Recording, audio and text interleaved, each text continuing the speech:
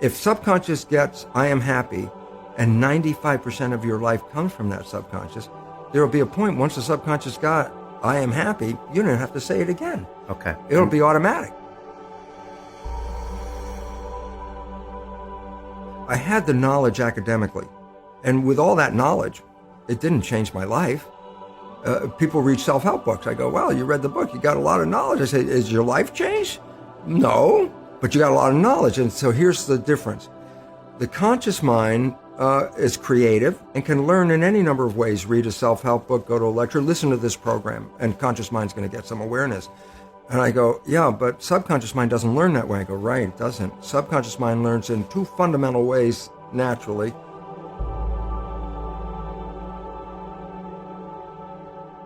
But the problem is 95% of our life is coming from the programs of life, how to live life that we get in the first 7 years of life. The movie The Matrix is not science fiction. It's a documentary. Every human, and this is a fact, every human first 7 years is download a hypnosis. The brain of a child under 7 is in a lower vibrational frequency. When you put wires on a person's head, you read electroencephalograph, reading brain activity. A child below 7 has a lower vibration than consciousness. It's called theta. Theta is imagination. Oh, that's how kids play a tea party with mud pies, but to them it's a real thing. A kid rides a broom, it's a horse. That's theta, imagination. Theta is also hypnosis. And the idea is this: before you can become conscious, if you don't have any programs, what are you going to be conscious of? It's sort of like I buy a new iPod and I take it out of the box and I push play and nothing happens, and you think, oh my God, I spent all the money and the damn thing isn't working. And then some little 7-year-old kid comes up and says, well, mister, you didn't download any music. How are you going to play something? And I go, that's the same thing. It's like the brain is like the iPod. Consciousness is the screen where I can create. But if I don't have anything in the hard drive, I can't create. So nature makes the first 7 years. What kind of programs are required to live on this planet? I say, how do you get them? Theta is hypnosis.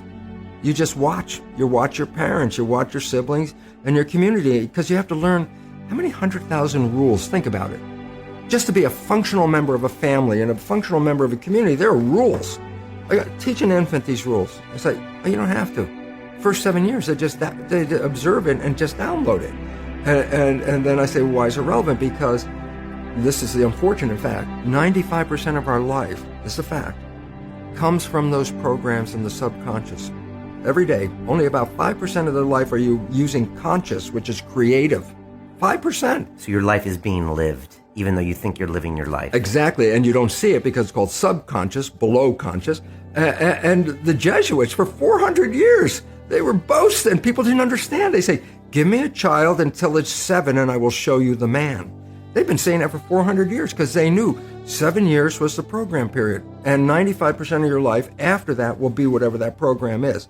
So Angelina Jolie runs in a family where there is cancer. And I say, yeah, they have the gene. I say, that didn't cause it. It was the behavior that was passed on. Behavior is passed on, not like genes. It's passed on through families, but it's passed on through learning in family.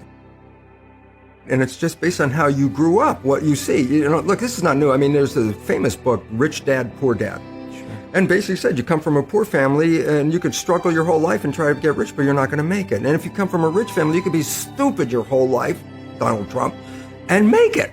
Not because it was thinking, but it was unconscious behavior that was downloaded from rich families into kids, which is unconscious. So they're making the right moves unconsciously. If they engage their conscious mind, then they look stupid, but it's unconscious. And that's the same thing with poor people. Poor people have beliefs from the family. Oh, you can't make it. Life's a struggle. Things are hard. Who do you think you are? And if that's the program you get, then 95% of the day you will sabotage yourself. And that's why poor people stay poor and rich people stay rich, because the programming.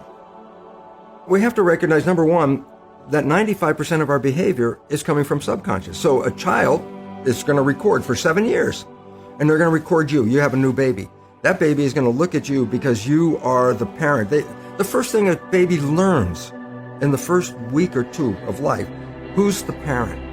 Very important, because that's the reference point. If anything goes in their life, they're going to look at the parent first thing. A child on a playground is on a swing, falls off the swing on the ground. First thing it does is look at the parent. If the mother's like, ah, the kid starts crying. But if the mother goes, get up and get back on the swing, the kid gets back up on the swing. It's reflection. So you have to recognize a child is going to observe every move of you. Then you also have to recognize, well, hell, if 95% of it is coming from my invisible programming, I'm going to pass on the family pattern unconsciously 95% of the day. Family, country, society, pattern. The whole pattern, the pattern of growing up, the programming. Okay. Unless I make a conscious effort? The conscious effort to change your programming. It's very hard to stay conscious. This is why we always go back into the subconscious, because when you're thinking, that's a conscious mind function. So, Brian, what are you doing on Tuesday? If I ask you that, the answer's not out here, it's inside. So the moment you're thinking, you let go of driving the vehicle because you went inside. I go, well, it doesn't mean whatever you're doing, you stop walking or driving the car or doing a job. Those are programs in the subconscious because you've repeated them over and over again. So the subconscious is autopilot. When the conscious is busy, autopilot drives the vehicle. Point is, when conscious is busy, it's not observing what's going on. So let's say we're having this conversation in a car, and I've been driving for 10 minutes, and we've had this great conversation, and all of a sudden I look out the window, I go, I haven't paid attention to the road while we have the conversation. But I go back and say, can I say what the conversation was about? Yeah, we talked about this and this and this. And I say, and what was on the road during that 10 minutes? You go, I don't know, I wasn't paying attention. See, that's when the subconscious, so I say, how was your driving? And I go, it was whatever way you learned how to drive. If you had a bad driving instructor, then you were driving 10 minutes with lousy driving. Here's the problem. 7 years is programming. And I say, well, what program did you get when you were 0 or 1? You go, I have no idea what the hell the program was. I say, 95% of your life is coming from the subconscious. Your life is a printout of your subconscious behavior.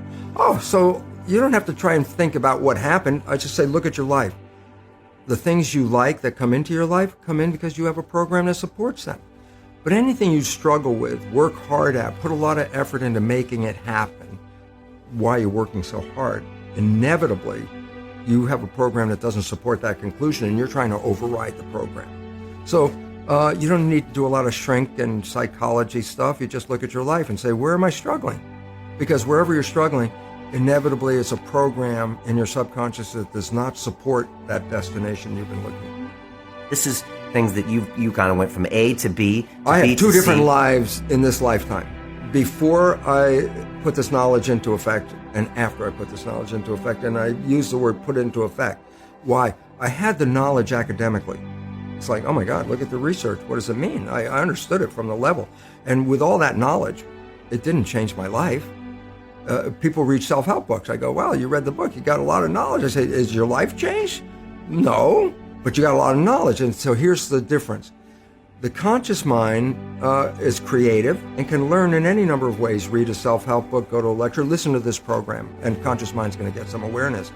And I go, yeah, but subconscious mind doesn't learn that way. I go, right, it doesn't. Subconscious mind learns in two fundamental ways naturally. Hypnosis, which is the first 7 years. And after age 7, how do you put new programs in?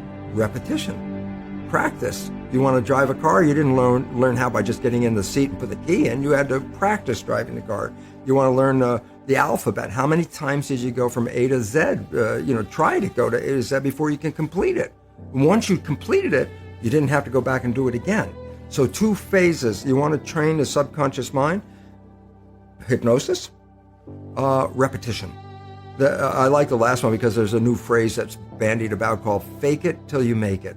Meaning, if you're not a happy person, I say, you want to be a happy person? Then repeat all the time, I'm happy, I'm happy.